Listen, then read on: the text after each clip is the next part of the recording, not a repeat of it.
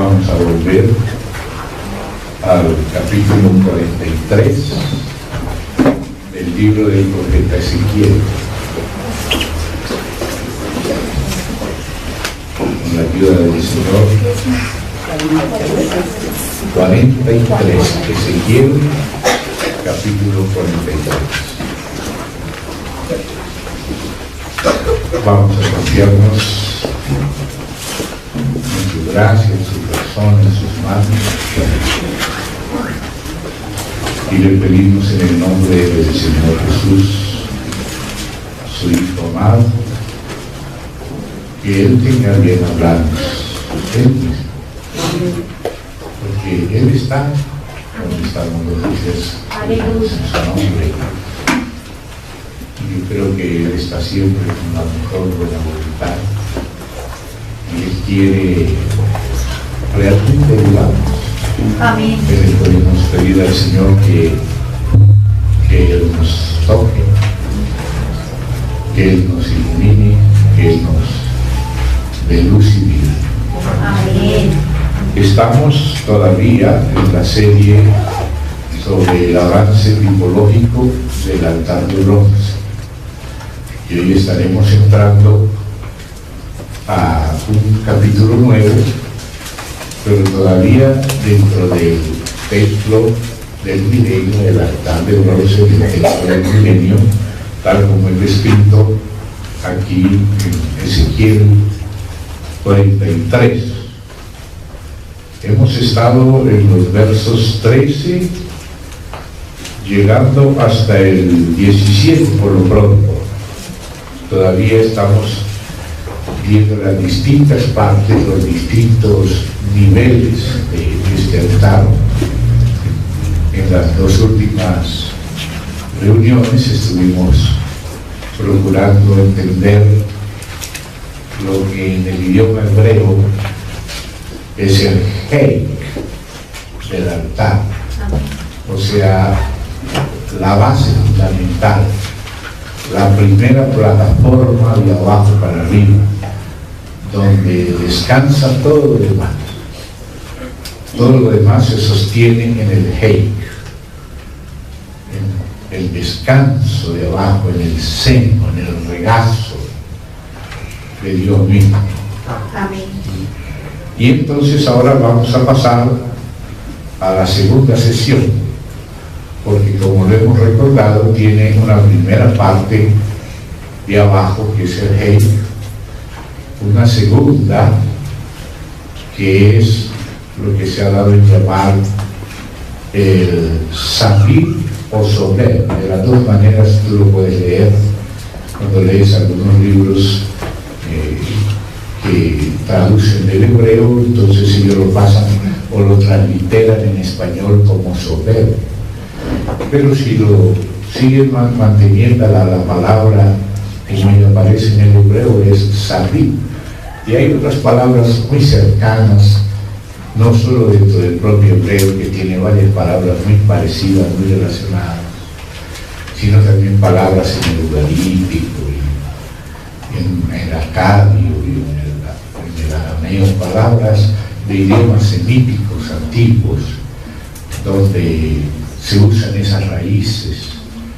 Y ojalá podamos también, no hoy, pero si hay otra ocasión, como lo hicimos con el heik, primero captar la esencia principal y luego ver las palabras donde el contexto donde aparece esa palabra heik. Así lo hicimos ya para tener una idea más clara de lo que Dios nos quiere decir, nos quiere hablar. Y así también hoy vamos a ver esa segunda parte llamada el safir o soler, si usted quiere decir también, de las dos maneras usted lo va a encontrar, que también representa otro aspecto, ya un segundo aspecto que descansa en el primero. El Hijo está en el seno del Padre, pero el Padre no quiso hacer nada sin el Hijo.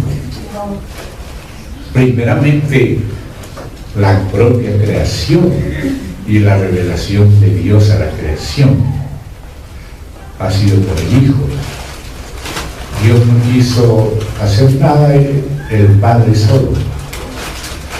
El Padre todo lo ha hecho por medio del Hijo. Amén. El Hijo está en el seno del Padre, pero el Hijo, que es el unigénito de Dios, el Hijo unigénito, Él es el que nos declara cómo es el Padre, porque Él está en intimidad con el Padre, y solo por causa de esa intimidad Él conoce al Padre. Por eso dice: nadie conoce al Hijo sino el Padre, ni nadie conoce al Padre sino el Hijo, y a quien el Hijo lo quiera revelar. Para que alguien pueda conocer al Padre, tiene que hacerlo por el Hijo. Solo el Hijo está en la intimidad con el Padre y lo conoce de manera íntima.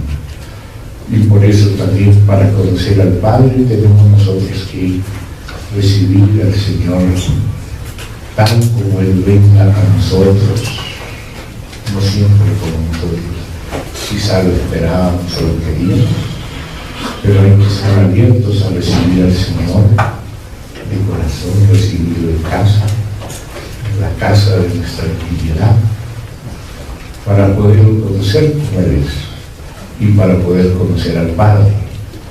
Nada hace el Padre sin el Hijo, y Él nos creó para esa intimidad que hay en la Trinidad, para eso que nos crearon. Entonces debemos abrir el corazón a Él, recibir al Padre por medio del Hijo.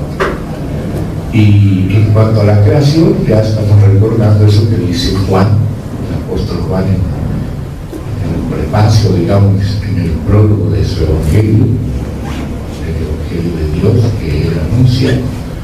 Él dice: y sin Él, sin el Verbo, nada de lo que ha sido hecho fue hecho.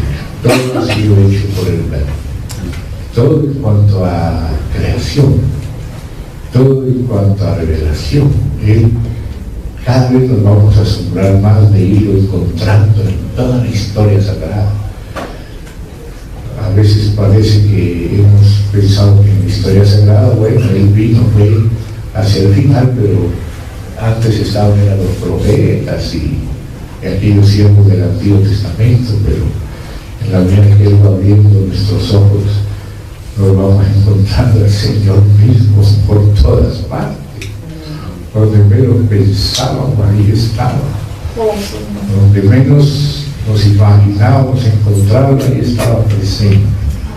Y era Él haciendo todas las cosas. Era haciendo todas las cosas, y cada vez nuestros ojos van siendo abiertos para encontrarlo en todas partes. Y no solo en cuanto a la obra de la creación, ahora, como dijo mi padre, hasta ahora ha trabajado ella ahí, sí, y había descansado de la obra de la creación el séptimo día, pero como hubo una rebelión en los cielos que afectó terriblemente al hombre en la tierra, y también el hombre sobre él también, Dios ya sabía que tenía otro trabajo, que era el de la redención, que también al fin de cuentas es una nueva creación también en el Hijo. Era algo que Dios lo sabía y Él es así, Él lo enfrentó así. A Dios no le sorprendió la caída, Él no la provocó, pero a Él no le sorprendió, Él la conocía. Y aún todavía no sabemos cuántas cosas más están en su corazón, porque como Él dice, se cumplieron las cosas primeras, ahora tengo otras cosas que hacer también.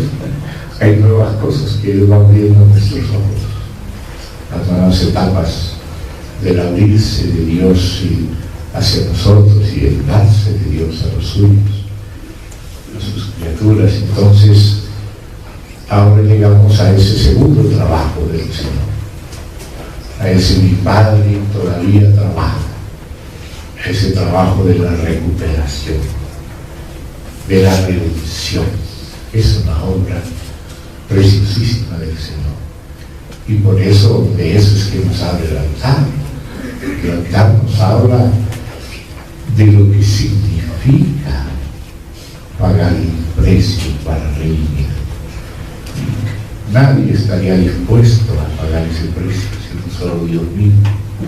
Y su Hijo, que conoce al Padre, entendió que Él, con el Padre y su Espíritu, debía hacer estas cosas. Y por eso cuando Él, incluso en el hagamos de la creación, Dios ya estaba incluyendo también en ese hagamos la redención. Porque Dios sabía, cuando lo hagamos al hombre, a nuestra imagen, conforme a nuestra semejanza, Él sabía lo que se venía. Y Él sabía el dolor que recibiría el Creador. Él sabía ese dolor, pero Él lo asumió conscientemente. Y dice que incluso por el gozo puesto delante de Él menospreció el oprobio, que Él conocía la profundidad del oprobio y de la afrenta de sus criaturas. Pero prevaleció su amor, y en eso es tan admirable el Señor. Prevaleció su amor, a pesar de la incomprensión de sus criaturas, el odio, de todo lo que Él ha recibido de las criaturas, porque Él es un ser que siente. Él no es un muro. Él es mudo, pero no es un mudo. Él es un Dios que siente, un Dios que incluso se dice que se angustia por nuestras angustias, un Dios que conoce el dolor, que no se ha negado el dolor, que lo aceptó, lo asumió. Un Dios que dice que es celoso, un Dios que ha sido ofendido profundamente, y Él sabía todo eso y lo asumió así. ¿Cuánto tenemos que aprender del Señor, verdad? Sí, amén. Y entonces ahora esta segunda parte que es la que descansa en la primera, y a la vez es también expresión de ella, ¿no? Porque descansa en ella, la puede expresar. Es un desarrollo que sale del corazón de Dios cada vez más cerca de nosotros, que sale a nuestro encuentro, y sale a nuestro encuentro en amor, aún que Él a veces vea que es necesario que conozcamos ciertos caminos estrechos. Sin embargo, Él es fiel. Él hace eso con amor. Él hace eso con mucho amor. A veces no entendemos que lo que nos está dando es algo muy grande cuando nos permite pasar por ciertas cosas. Él nos está entregando cada vez más de sí mismo, cada vez más de sí mismo. Él nos va haciendo partícipe de Él. Entonces, por eso, sobre ese seno, sobre ese regazo de Dios, de ahí brota el amor. Entonces voy a leer otra vez desde el 13. Sé que a veces las traducciones, los traductores en pasajes difíciles procuran hacer lo mejor que pueden, y por eso las traducciones son perfectibles, y de tanto en tanto es necesario hacer unas revisiones, pero de todas maneras los puntos esenciales, con la ayuda del Espíritu, los vamos perfilando. Amén. Y para otros momentos se pueden dejar otras cuestiones lingüísticas, pero vamos a ir otra vez desde el 13. Estamos a Ezequiel 43, 3. Estas son las medidas del altar. Eso es tremendo. O sea, lo que el Señor está haciendo con esa frase, que no es arquitectónica, no es de diseño de muebles, nos está demostrando las medidas de Dios en Cristo, y las medidas de Dios en Cristo en el sacrificio. Ahí es donde se ven las medidas del sacrificio. Ese es el Señor. Ahí es donde se le conoce a Dios, hasta donde Él está dispuesto a ser sacrificado a favor de sus criaturas. Las medidas del altar. Él nunca se quedó corto, nunca tiró la toalla, nunca dijo hasta aquí, punto, ya termina. No. Él hizo todo lo que era necesario para salvar a todos. Si todos no se salvan, no es por culpa de él, no es porque él no haya hecho todo, es porque no lo hemos recibido, las medidas del altar. Entonces dice por codos. Aquí esas medidas las va a expresar en codos. Son medidas y por tanto hay una numerología, y esa numerología tiene también significado en la Biblia. Entonces después de decir por codos dice el codo de acodo y palmo menor.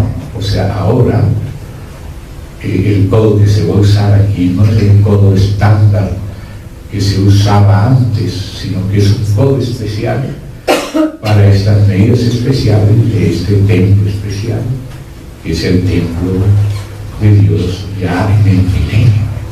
El templo de Dios ha venido siendo edificado desde que la humanidad fue puesta en la tierra, pero ese templo ha sido siendo revelado progresivamente, ¿no? Lo hemos estado procurando hacer ese seguimiento, pasando del Betel patriarcal de Eva a Betel, y de Betel al tabernáculo, y del tabernáculo al primer templo, y de ahí al segundo y a la iglesia, y entonces al milenio. Y ahora estamos en el milenio. Y esto es muy significativo porque está hablando en el tiempo de Ezequiel. Todavía no puede hablar en los términos propios de la iglesia, aunque están escondidos en las figuras. Pero también porque lo que habría de suceder en el futuro tuvo cumplimientos tipológicos, inclusive anteriores al tiempo de Cristo. Por ejemplo, la profanación del templo, que se dio con la figura del anticristo, que es Anticristo, se dio, como dice la Biblia, la bestia era, pero no es, sino que ha de subir la bestia que era, que había sido ya antes del Imperio Romano. Y Juan fue el cumplimiento tipológico en el tiempo de Teotihuacanes, y ahí fue profanado el templo, y hay una purificación del templo, que es la siguiente sección a esta de la descripción del altar de bronce.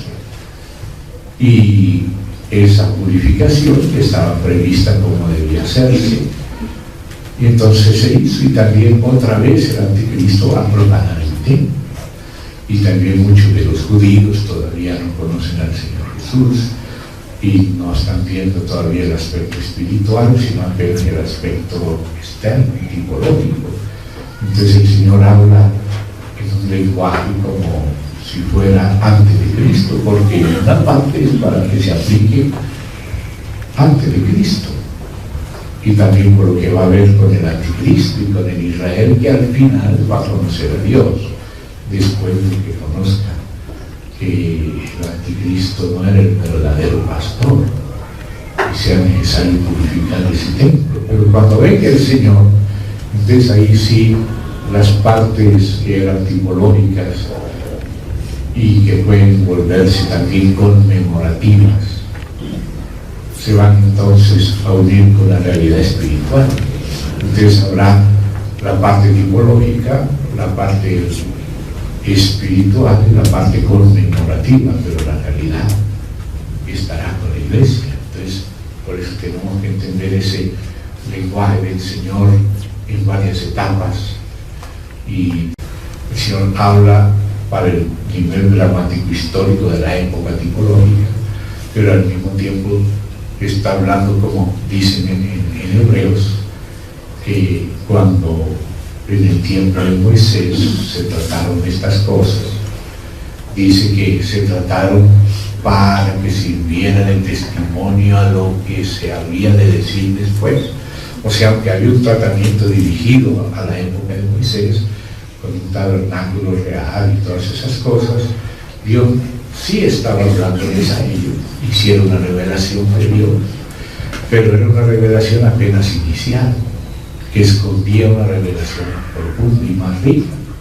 Y por eso dice que Moisés fue fiel en toda la casa de Dios para testimonio de lo que se iba a decir. O sea, que lo que se dijo no era todo lo que había que decir. Con lo que se dijo, Dios iba a decir todavía más. Usando lo que se dijo como un testimonio, Dios iba a hablar cosas propias más avanzadas, cosas del Nuevo Testamento las iba a hablar en el Antiguo, cosas del Nuevo Pacto las iba a hablar del Antiguo Pacto.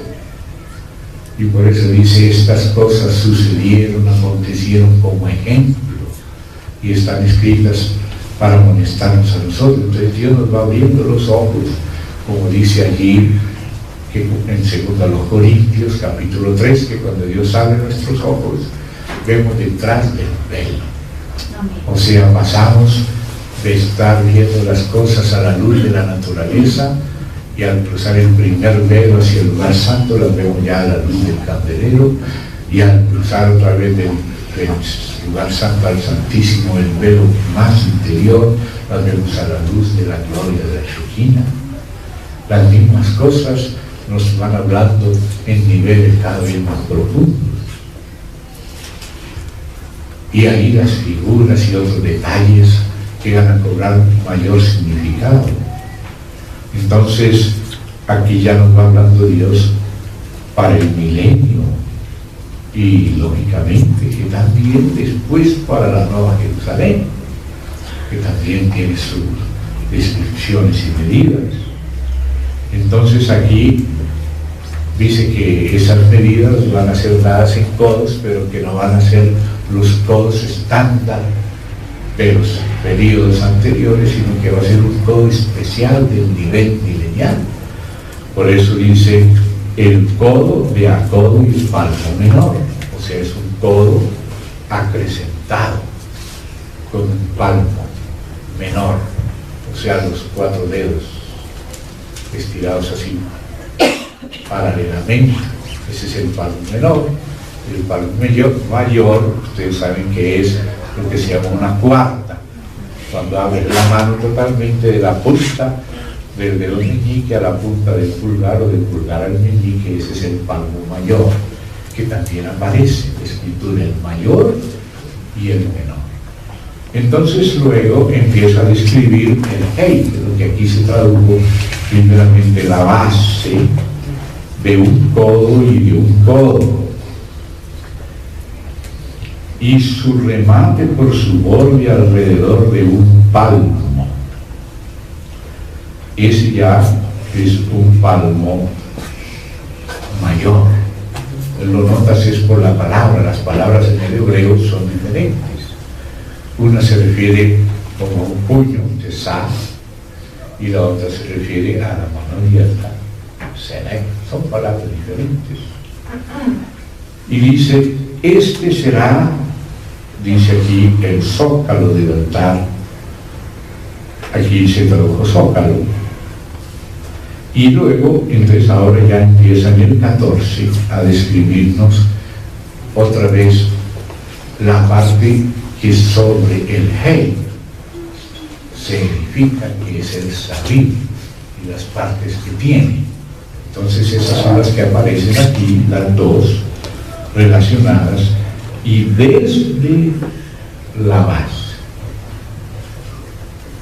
A veces esas palabras desde no tienen mucho significado para nosotros, pero para Dios la palabra desde es una palabra fundamental, porque la obra verdadera de Dios tiene que ser desde Dios, tiene que originarse en Dios mismo. Hay cosas que no se originan en Dios sino en nosotros, cosas que nosotros fabricamos, que nosotros imitamos, que nosotros inclusive falseamos. y a nosotros nos parecen verdaderas y suficientes, como por ejemplo la diferencia entre Ismael e Isaac, que es una diferencia según el desde. Ismael surgió desde Abraham, fue la ayudita que Abraham quiso hacerle a Dios. Dios, tú prometiste que me ibas a dar un hijo y fíjate que ya yo estoy bien viejito y ya mi esposa pues es estéril, así que vamos a obedecer la ley de Hammurabi, como vivimos aquí bajo el imperio de Hammurabi. Hammurabi dice que si una esposa no le puede dar a luz un hijo a su esposo, entonces debe tomar una chica ya que trabaje con ella, ¿no? Y entregársele esa doncella para que ella tenga el hijo de su esposo a nombre de ella. Y eso era lo que mandaba la ley de Hammurabi, y eso está en el código de Hammurabi. Los que han estudiado derecho, seguramente que esas partes de la historia del derecho incluyen, y en ese código está esa ley. Y así lo hizo Abraham. Entonces, claro, cuando las cosas brotan de uno, viene la duda, si ojalá Ismael ande delante de ti. Siempre estaba seguro que iba a andar, pero ojalá, porque yo dudaba de que pues fue algo que nació entre Abraham y Agar, porque Sara mismo obedeció la ley y le entregó a Agar para que Agar tuviera el hijo a nombre de Sara. Por eso después Agar menospreciaba para Sara. Entonces ahí Ismael nos habla de él desde Abraham. Pero después de que llevaba varios años, 13 años, ya estaba pensando que eso era de Dios. Lo había hecho con la mejor intención, obedeciendo la ley. Pero Dios le dijo, no es este el que te heredará, sino el que yo te daré. Ese es otro desde. Uno es desde Abraham, por Ismael, y otro es desde Dios, por Isaac. El que yo te daré. Entonces a veces el Señor nos hace como parece esperar, y para terminar con nuestra agitación natural. Era lo que le pasaba a Abraham, ¿no? Pero no era solo Abraham que esperaba en Dios, era Dios que esperaba en Abraham, que Abraham dejara de querer manipular las cosas para poder dejar que sea realmente Dios el que haga lo divino. Porque nosotros solo podemos hacer lo humano. Lo divino solo lo puede hacer Dios mismo. Claro que lo va a hacer a través de nosotros, pero tiene que ser desde Dios. Amén. De Él, por Él y para Él. Primero tiene que tener origen en Dios. Segundo, Dios nos tiene que ayudar en todo el proceso. Tiene que Él preparar de antemano las cosas y sorprendernos y ponernos en ello. Que nosotros mismos salimos de mi mano, no fue la que fabricó esa circunstancia, no fue alguna política mía para que las cosas siguieran de esa manera, fue Dios el que nos metió en esto. Y no podemos avanzar en esto sin Él. No solo tiene que ser de Él y desde Él, desde Él, sino también tiene que irse haciendo con Él, a la par de Él, juntamente con Él, desde Él y por Él y para Él, porque lo que es desde nosotros y por nosotros es para nosotros.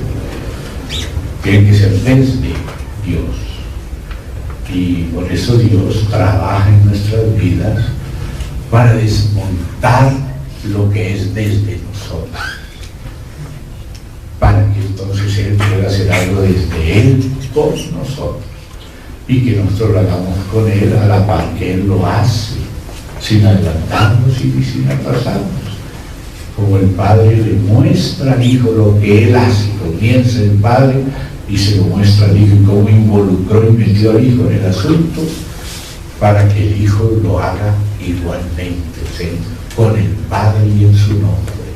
De esa es la verdadera obra de Dios.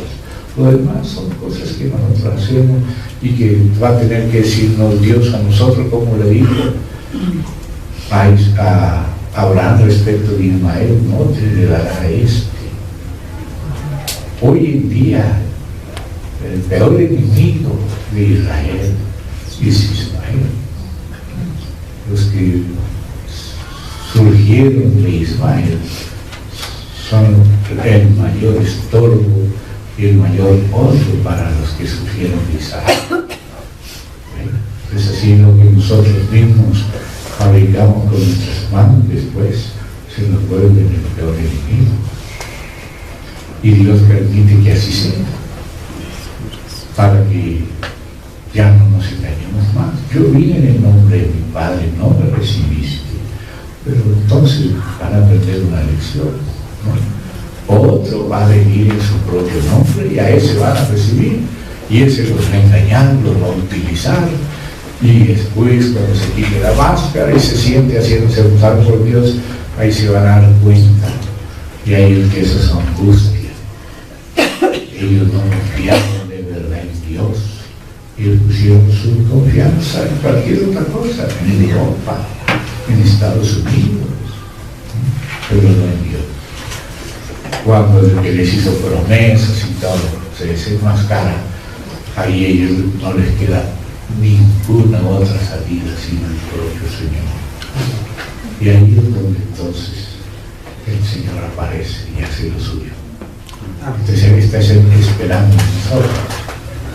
Parece que era Abraham que esperaba en Dios, pero realmente era Dios que esperaba que se le acabara la fuerza. Ahora, mire lo que le pasó, como decía el hermano Boschmaní, cuando una persona se está ahogando, todavía tiene mucha fuerza, y si el salvavidas se lanza a agarrarlo, los dos se hunden.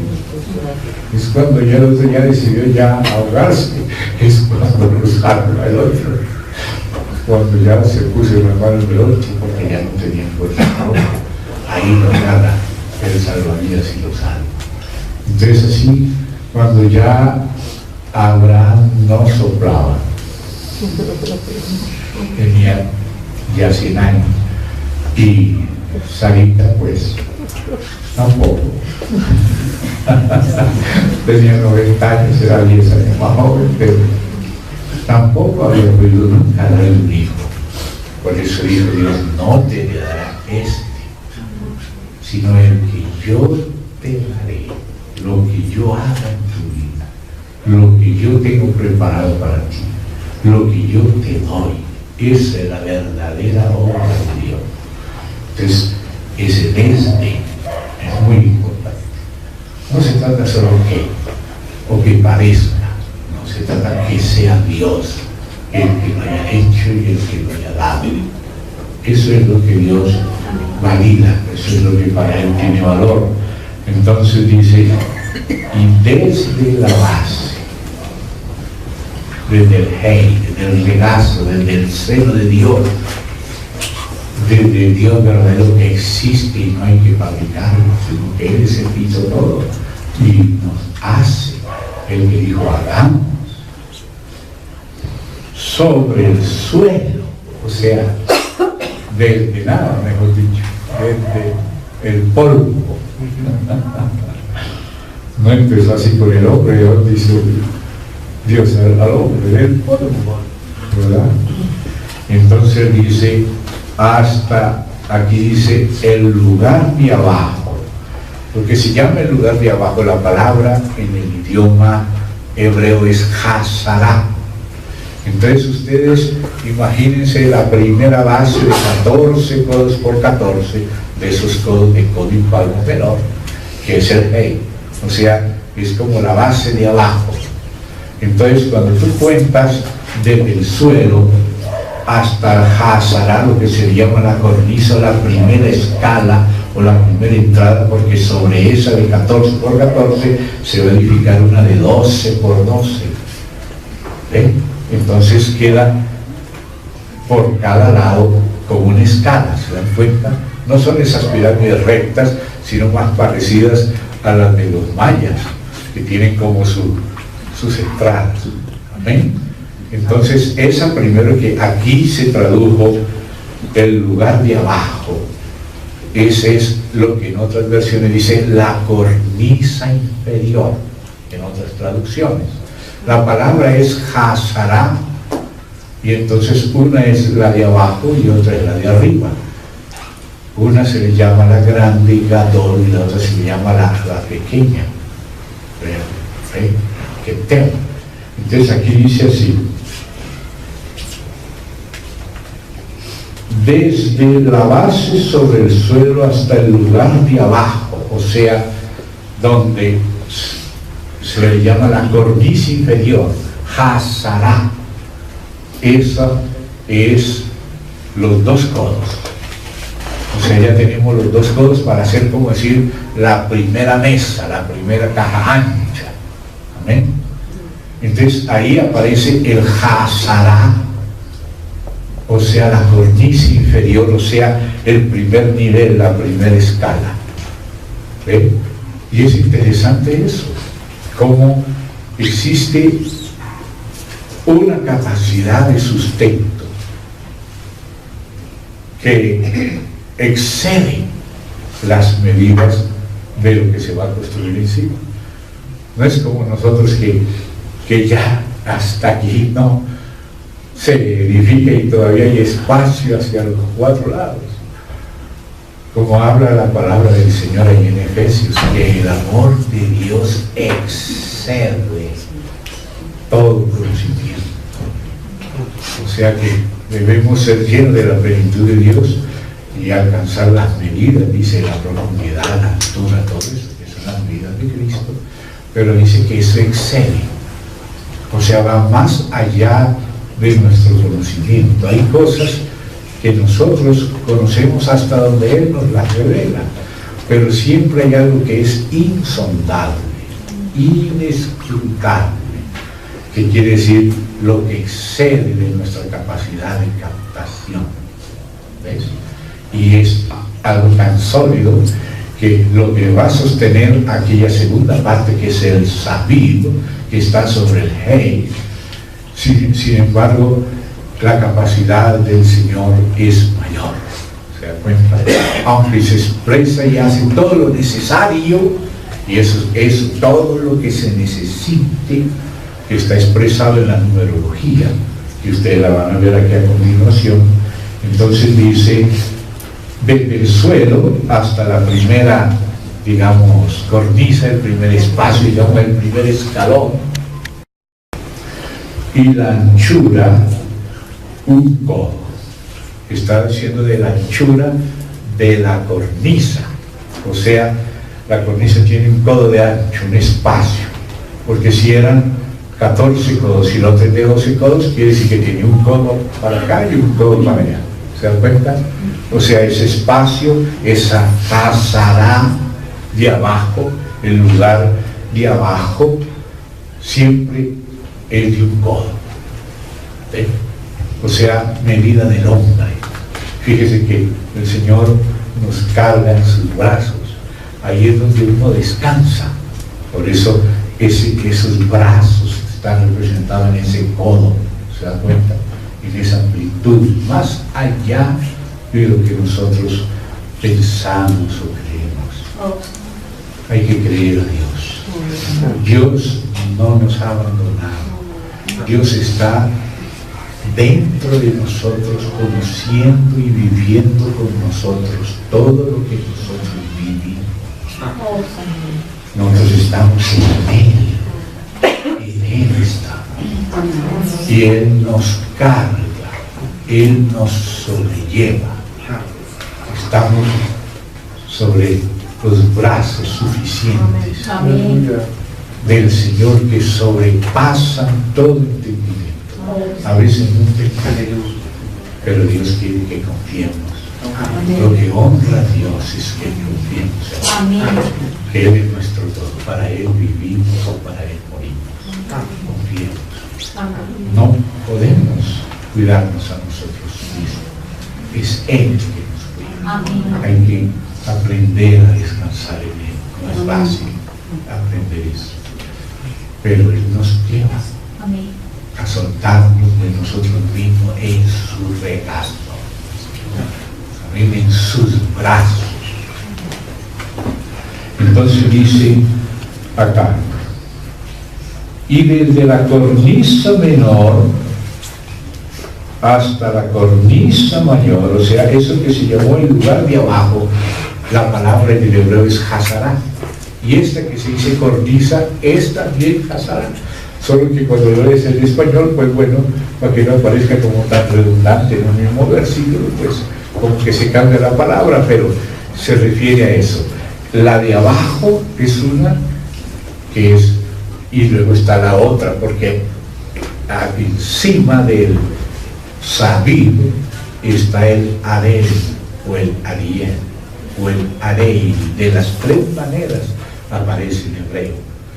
A veces aparece como Adel, a veces como Ariel, y a veces como Arei. Las tres maneras se escriben en hebreo y se refiere a lo mismo. Es la tercera parte de arriba. O sea que la primera parte, recuerdan que en el altar de bronce primero que vimos, la altura era de 3 codos. Había una altura, la altura de Dios. La altura era de 3 codos. Ahora esos 3 codos se han desenvuelto, desarrollado en el Heik, en el Sabid y en el Arel, la parte de arriba. Pues ya nos detuvimos un poco para percibir lo relativo al Heik, el descanso, el regazo, el seno, la sustentación total, el fundamento de todo, la providencia, el que sustenta todas las cosas. Amén. Con la palabra de su poder. Amén. Lo que da el sentido a todo lo que acontece es Él. Y luego sobre Él entonces viene la segunda parte, ¿ven? Que es el Sabid, que es una palabra hebrea que tiene un montón de significados, que así nos va a tocar hacer lo mismo que hicimos con la palabra Help, seguir los versículos, para que luego, al seguir los versículos de lo que aparece Sabid, veamos todo lo que significa. Pero vamos a decir que es algo que cubre todo, es un cerco que lo cubre todo. Y ahí aparecen esas medidas, y ahí aparece la altura, que es el número 4. Miren lo que dice. Primero llega, nos muestra las cornisas, desde la cornisa menor hasta la cornisa mayor. O sea, la cornisa mayor es cuando se llega desde el suelo, 2 codos, hasta el nivel de la primera cornisa, o sea, la plataforma del Heik. Amén. Y claro, como es está ocupada encima por la parte del altar, el Sabid, entonces queda un codo a cada lado, porque serán 14, estos son 12, entonces sobra un codo, ¿no? Esos brazos. Entonces aquí aparece lo siguiente, y dice la cornisa menor hasta la mayor 4 codos, y el ancho también de un codo. Cuenta, siempre un codo. Entonces, el altar que está sobre el Heik tiene el número 4, y el número 4 es un número que en la numerología bíblica nos habla mucho, porque el número 4 es el número que viene después del 3. El número 1, 2 y 3 son los números divinos de la Trinidad, del Padre, del Hijo y del Espíritu Santo. Ahí está la Trinidad. Pero Dios quiso que además de existir Él, existiera la creación. Y por eso el número 4 es el número de la creación. Por eso aparecen los 4 ángulos y los 4 animales que están representando la creación. Por eso en Apocalipsis capítulo 4 el Señor es adorado por la creación. Siempre lo digo, pero como sé que hay hermanos nuevos, quisiera que algunos se fijaran. Ya volvemos aquí, déjelo marcado, pero fíjese en el número 4 de Apocalipsis 4. Allí ustedes ven la descripción del trono. Aparece el trono, ¿no? Uno sentado en el trono, rodeado de 24 tronos, ¿verdad? Y luego viene 24 tronos, es 6 por 4, 24, ¿verdad? Y después aparece el primer ser viviente como un león, el segundo semejante a un becerro, el tercero con rostro como de hombre y el cuarto semejante a un águila. 4 seres vivientes. Tenían cada uno 6 alas y alrededor y por dentro estaban llenos de ojos. Entonces, son 4 seres vivientes que están rodeando el trono. Estos son serafines. Los querubines tienen 4 alas y 4 rostros. Los serafines son 4, pero tienen 6 alas. Con 2 se cubren el rostro y con 2 se cubren los pies y con 2 vuelan, como lo dice también allá en Isaías 6, que aparecen estos mismos que aparecen aquí, pero vieron que son 4. Entonces, cuando se llega a la adoración, a este cántico, que no es el nuevo cántico que aparece en el 5, porque el nuevo cántico tiene que ver con la adoración a Dios por la redención. Los has redimido. El número 5 es el número de la siguiente obra de Dios después de la obra de la creación. La obra de la creación es seguida por la nueva obra, el nuevo trabajo, que es la salvación, el 5. Y por eso vemos el altar de 5 codos por 5. ¿Se da cuenta? O sea, el número de la redención después de la obra de la creación, que está representada en el número 4, que es lo que viene después de Dios, porque Dios quiso que existiera también la creación, pero también quiso que exista la redención. Entonces el nuevo cántico es por la redención, pero el cántico anterior al nuevo es por la creación. Entonces ustedes dicen, los 24 ancianos se postraron delante del que está sentado en el trono y adoran al que vive por los siglos de los siglos y echan sus coronas delante del trono diciendo. Entonces note el tema de la adoración del 4. Señor, digno eres de recibir la gloria y la honra y el poder, porque tú creaste todas las cosas y por tu voluntad existen y fueron creadas. Entonces la adoración que recibía Dios antes era por la creación, después por la caída, pero ahora en el capítulo 5 aparece el Cordero en el 5. Entonces ustedes ven ahora desde el verso 8, ¿verdad? Y cuando hubo tomado el libro, los 4 seres vivientes, los 24 ancianos se postraron delante del Cordero, y todos tenían arpas, copas de oro llenas de incienso, que son las oraciones de los santos, y cantaban un nuevo cántico, o sea, desde la entronización del Cordero. Entonces, mírese, está el Creador y también está el Redentor, el Cordero. Un canto y ahora otro cántico encima. Vamos a decir, está la parte del Hey y está la parte del Sabim. El 4 que tiene que ver con la creación y el 5 con la redención. Entonces miren que es la obra del Cordero por toda la creación. Entonces dice, cantaban un nuevo cántico. ¿Y qué dice el nuevo cántico? Voy a tener que hacer aquí las correcciones de traducción, porque en el griego está más claro. Lo que pasa que, según el traductor, aquí tenía una escuela y pensaba que los 24 ancianos seguro eran los 12 apóstoles y los hijos de Israel. Entonces, por esa interpretación de escuela, medio acomodó la traducción a su escuela. Entonces, fíjense cómo lo voy a leer basado en el texto griego, que después ustedes pueden comprobar. Cantaban un nuevo cántico diciendo, digno eres de tomar el libro y de abrir sus sellos, porque, ya no dice porque tú creaste todas las cosas y por tu voluntad existen y fueron creadas, sino porque tú fuiste inmolado. Note la base del altar. Primero tiene esa primera parte y luego esta nueva.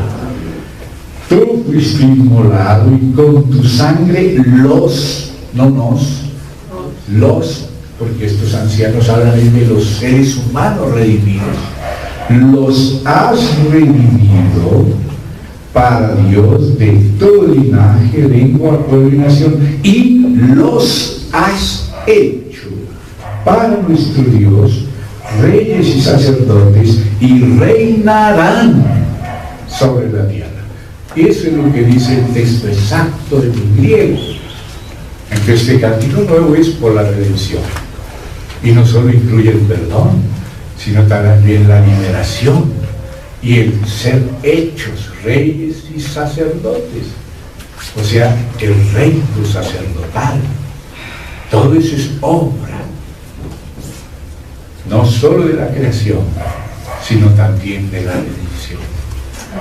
Entonces nos damos cuenta que encima del Heik está el Sabid, que es el altar propiamente, con las medidas de 4 codos de alto. Entonces ese número 4 nos muestra que la altura de la obra del Señor ya de redención es una obra que incluye la creación.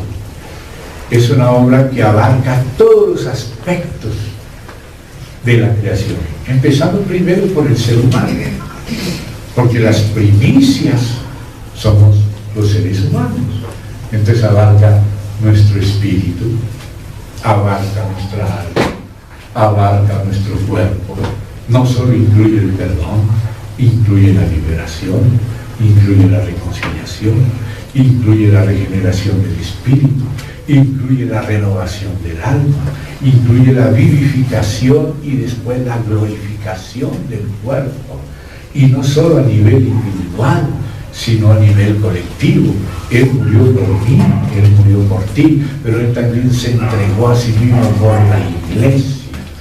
Pero aún la iglesia no es todavía todo, sino las primicias de las criaturas. Porque les ruego que me acompañen también a otro pasaje aquí en Romanos.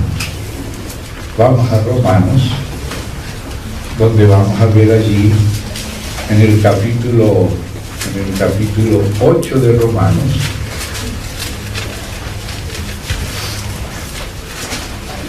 dice lo siguiente.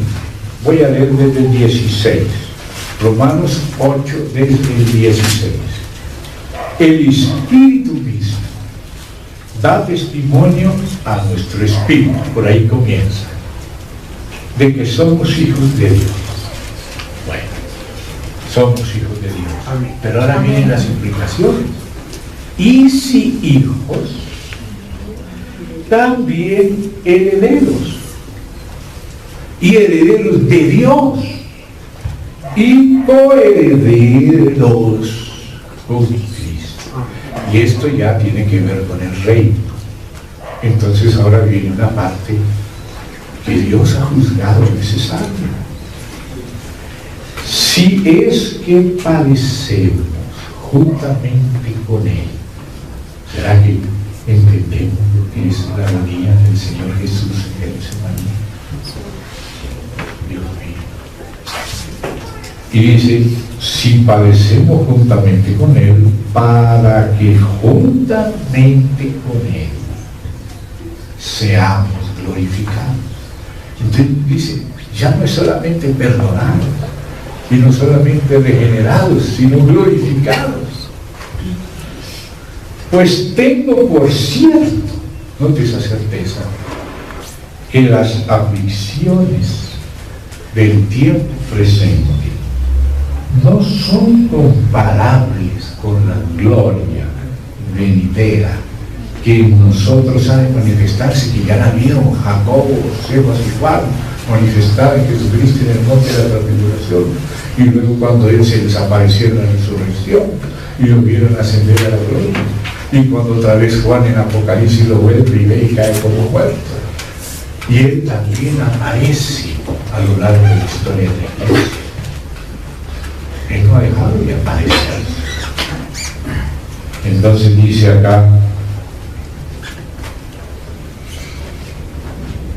pues tengo por cierto que las aflicciones del tiempo presente no son comparables con la gloria venidera que en nosotros ha de manifestarse. O sea, ahora estamos en el momento de la prueba, pero cuando hayamos aprobado la prueba, entonces viene el galardón y viene la resurrección. Como que dice, fuiste fiel estando débil, estando en lo peor, fuiste fiel hasta la muerte. Yo te doy la corona de la vida y ahora quedas incorruptible, intocable. Pero había que pasar. El Señor nos ayude, porque Él nos visita, pero es Él. Porque Satanás no puede hacer nada sin permiso de Él. No puede pasar un milímetro. Entonces dice, porque el anhelo ardiente de la creación, ahí tenemos los 4 cosas. Por eso estoy diciendo que la iglesia no es todo, porque el Espíritu es las arras de la herencia. Y la herencia no es solo la resurrección nuestra, sino también de la creación. Por eso el número 4 está representado también en esas medidas del saber. La creación, te dice así, el aguardar la manifestación de los hijos de Dios. O sea, dice Juan, ya somos hijos de Dios, pero todavía no se ha manifestado lo que hemos de ser. Pero sabemos que cuando Él se manifieste, seremos manifestados juntamente con Él y seremos semejantes a Él, porque le veremos tal como Él es. Así ahora no podemos verlo y seguir viviendo. Ahora entonces, por fe no me verá hombre y vivirá. Para poder verlo tenemos que ser resucitados y glorificados, para poder estar en pie en su venida y verlo sin caer. Él quiere que lo recibamos. Entonces dice acá, el anhelo ardiente de la creación es el aguardar la manifestación de los hijos de Dios, porque la creación fue sujetada a vanidad, no por su propia voluntad, sino por causa del que la sujetó en esperanza. O sea que la creación que espera la manifestación de los hijos de Dios está sujeta a 2 cosas. Está sujeta a vanidad, porque mientras estemos caídos por culpa del pecado del hombre, hay maldición en la creación, pero ya no habrá más maldición después. La maldición será quitada no solo de nosotros, sino de la creación. Solo que nosotros somos las primicias. Entonces, por eso, sujetó a la creación en esperanza. ¿Y qué esperanza tiene la creación? De ver la manifestación de los hijos de Dios y ella misma también ser libertada de la esclavitud de corrupción, la creación. Por eso sigue acá y dice, porque también la creación misma será libertada de la esclavitud de corrupción a la libertad gloriosa de los hijos de Dios. O sea, Dios primero tiene que empezar, que es con el hombre, y después de tratar con el hombre, entonces Él trata con la creación. Ahora van a venir terribles juicios sobre la creación por causa del hombre, pero después, en el mismo milenio, el mismo río que sale del trono de Dios hacia el mar oriental y al mar occidental, como lo dice tanto Ezequiel como Zacarías, va a limpiar las aguas que son contaminadas durante la gran tribulación. Algunas se convertirán en sangre, morirán los seres vivos, pero va a ser purificada. Incluso el Arabá, que algunos que hemos ido a él conocemos ese desierto, ahí habrá un río de aguas vivas, que toda alma que entre en ese río será vivificada. Y lo curioso es que ya empezaron a brotar aguas del fondo del propio mar muerto. El mar muerto se está bajando y en la parte del fondo donde va quedando libre ya han brotado los que se llaman borraines, que son fuentes de agua dulce que están brotando de lo que era el fondo del mar muerto. Pero ya en el propio mar muerto, en la parte de agua, ya están brotando agua y empiezan a ver otra vez bioorganismos, organismos vivos. Ya comenzó lo que dice en Ezequiel que Dios va a hacer. Y en Zacarías también. Entonces lo dice, la creación misma será libertada de la esclavitud de corrupción a la libertad gloriosa de los hijos de Dios, porque sabemos que toda la creación gime a una, y aún está con dolor de parto hasta ahora. Y no solo ella, sino que también nosotros mismos, que tenemos las primicias del Espíritu, nosotros también gemimos dentro de nosotros, esperando la adopción, la redención de nuestro cuerpo. Sí, cuando ya tendremos un cuerpo incorruptible que venció a la muerte, que ya es inaccesible, o sea que no se puede marchitar. Pero que esa es la herencia. Por ahora el espíritu es las alas, es como decir la llave del carro, pero el carro es la herencia. Primero se te da la llave, y quiere decir que ahora ya con la llave vas a ir y vas a poder quedarte con el carro. ¿Ves? Entonces el espíritu es las alas, es el anticipo, pero la herencia ya es la incorrupción. Por eso dice, esto que padecemos después ya no será más recordado, y más bien agradeceremos a Dios que nos pidió pasar y aferrarnos a Él, conocerlo y vivir por Él y ser trasladados de nosotros a Él. Porque eso es una cosa buena que Él está haciendo, que es un dolor de parto terrible, pero es un parto para que dé a luz la que ha de dar a luz. Amén. Entonces dice aquí la Escritura, sabemos que toda la creación gime aún está con dolor de parto hasta ahora, y no solo ella, sino que también nosotros mismos, que tenemos las primicias del Espíritu, nosotros también gemimos dentro de nosotros mismos, esperando la adopción, la redención de nuestro cuerpo, porque en esperanza fuimos salvos. Pero la esperanza que se ve no es esperanza, porque lo que alguno ve, ¿a qué esperamos? Pero si esperamos lo que no vemos, que lo que no vemos es lo eterno, con paciencia lo aguardamos. Y de igual manera el Espíritu nos ayuda en nuestra debilidad. Somos los hijos, pero estamos apenas en ese pacto. Entonces estamos en debilidad. Pero el Espíritu nos ayuda en nuestra debilidad. A veces decía, ay Señor, no aguanto este mensajero de Satanás que me obliga, quítamelo Señor. Y le dijo, Pablo, bástate mi gracia, porque mi poder se perfecciona en tu debilidad. Cuando eres débil, entonces yo soy tu fortaleza. Entonces no le quito eso todavía, ahora ya está libre Pablo de eso, pero pasó por un tiempo. El hermano Branja era un hermano muy usado por Dios en milagros y en sanidades, pero él tuvo todo el tiempo una enfermedad que a él Dios no lo sanaba, aunque lo usaba para sanar a otros. Dios esperaba cuando ya iba a morir, una semana antes de morir, Dios lo sanó y fue sano. Y después se lo llevó no por la enfermedad que toda la vida cargó, sino era un accidente.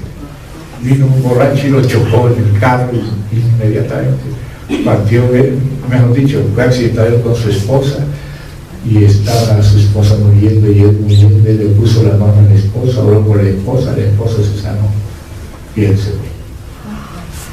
Pero esa última semana fue sano. Pero Dios lo sanó solo al final, no porque sea cruel, sino porque es bueno. Está haciendo una operación quirúrgica tremenda, pero es Él el que le está haciendo. Hay que confiar en Él. Ay Señor, no puedo ser liviano en decir esto para otro, porque muchas veces cuando digo para otro me toca después aprenderlo yo para no ser liviano, pero lo digo porque es verdad y espero la gracia del Señor. Entonces dice así: nosotros que tenemos las primicias del Espíritu también gemimos dentro de nosotros mismos, esperando la adopción, la redención de nuestro cuerpo, porque en esperanza fuimos salvos. Pero la esperanza que se ve no es esperanza porque lo que alguno vea que esperarlo. Pero si esperamos lo que no vemos, con paciencia la guardamos, y de igual manera el Espíritu nos ayuda en nuestra debilidad. Y note que a veces no sabemos ni cómo orar. En el que dice ahí, pues ¿qué hemos de pedir como conviene? No lo sabemos. Pero el Espíritu mismo intercede con nosotros con gemidos indecibles. A veces no sabemos ni qué pedir, ni qué es lo que más conviene. Empezamos a gemir, pero en el Espíritu. Y Dios entiende el significado de ese gemido, que va más allá de lo que nosotros entendemos. A veces vienen en otras lenguas y tratamos cosas que superan nuestro entendimiento. Pero que Dios sí las entiende, y dice, el que escudriña los corazones sabe cuál es la intención del Espíritu, porque conforme a la voluntad de Dios. Porque a veces nosotros no sabemos pedir. Pedimos según nuestro paradigma actual, que a veces es bombardeado. Entonces el Espíritu intercede conforme a la voluntad de Dios. En esos gemidos o en otras lenguas, Dios está tratando cosas y dice que va fortaleciendo con gemidos, con oraciones en el Espíritu, como dice en la carta de San Judas, va fortaleciendo nuestro hombre interior, fortaleciéndonos en el hombre interior, orando en el Espíritu, con gemidos y en otras lenguas, yendo más allá de lo que podemos entender, pero Dios sí entiende. Y así que no estamos abandonados en la debilidad. El Espíritu mora en nosotros, conoce lo que estamos viviendo y nos sostiene Él desde adentro. Él es partícipe de nuestra angustia. Él es partícipe, no estamos solos. Entonces, hermano, ve el lugar de la creación, ¿se dan cuenta? Entonces, por eso en el capítulo 4 habla de la alabanza por la creación y luego por la redención.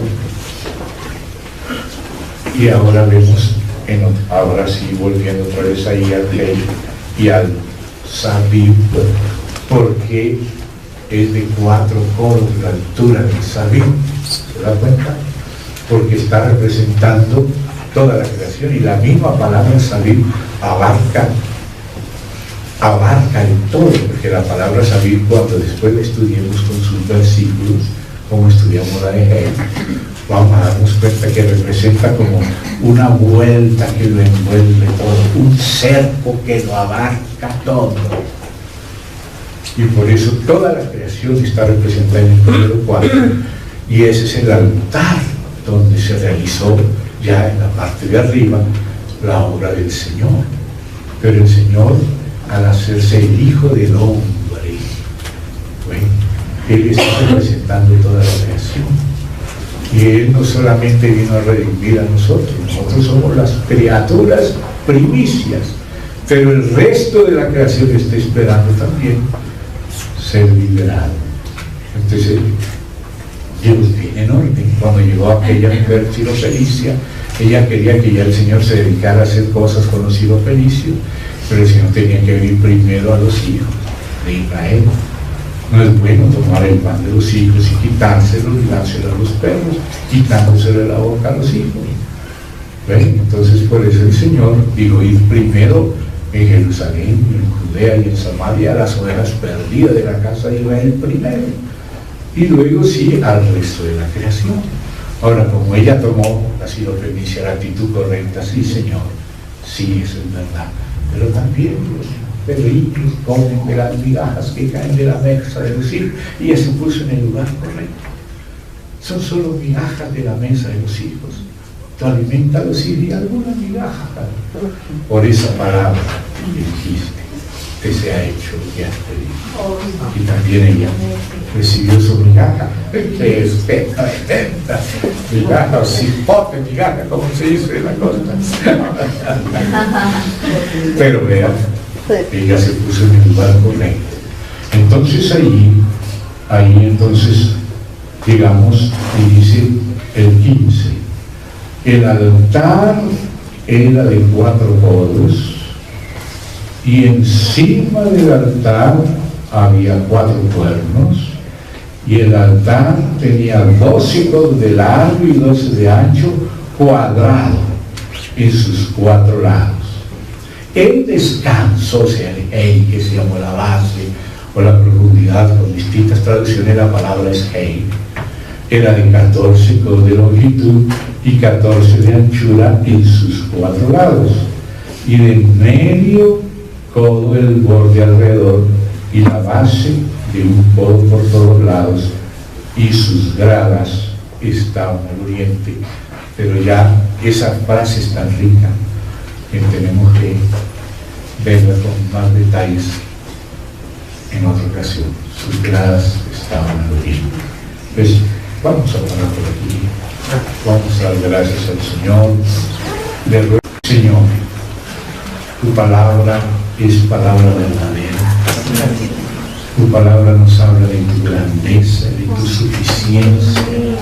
Tu obra es suficiente y lo abarca todo, lo incluye todo. No hay nada que se salga de tus manos.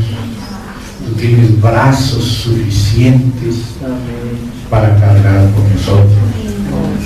Cargarnos en tu regazo. Concédenos la fe para descansar en ti, que vienen a oír tu palabra. Señor, fortalécenos en nuestras pruebas. Para ti no son extrañas, porque tú te hiciste hombre, que fuiste probado en todo conforme a nuestras semejanzas. Tú has pasado por donde nosotros pasamos, y tú puedes sustentarnos, porque tú ya venciste. Venciste todo, hasta la muerte, el último enemigo. Por eso, Señor, nos inclinamos aquí, nos debruçamos delante de ti y descansamos en tu regazo y en tus brazos. Señor, fortalécenos y haznos conocer tu victoria, y que no seamos nosotros los que tenemos, sino el enemigo que se ha atrevido a atacarnos. Conozca tu poder, muéstrale quién es nuestro Dios, el creador y el redentor, salvador, y el que nos corona de todo beneficio. En el nombre del Señor Jesús. Amén. Y amén.